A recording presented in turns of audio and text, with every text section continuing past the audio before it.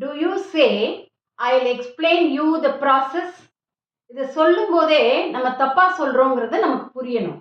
இப்போ பாருங்க, explain, describe, suggested, clarified, recommended, இது அஞ்சுமே verbs. They are tricky verbs. ஏன்னா இதை நம்ம பெரும்பாலும் எல்லாருமே இதை தப்பா யூஸ் பண்றோம், அதுவும் specially at work place.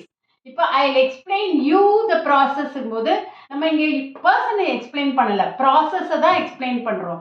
I describe you the இஷ்யூனா இஷ்யூவை தான் டிஸ்கிரைப் பண்றோம். அப்போ யூ இங்கே வரக்கூடாது.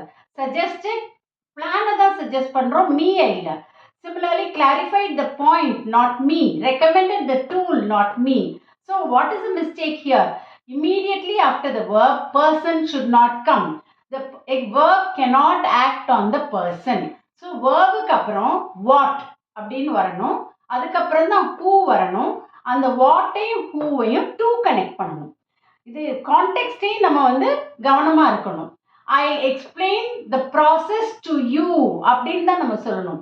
I'll describe the issue to you. She suggested a plan to me.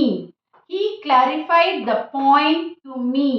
They recommended this tool to me. அப்படின்னு சொல்லணும். So remember, when you talk, use verb plus what plus to plus who.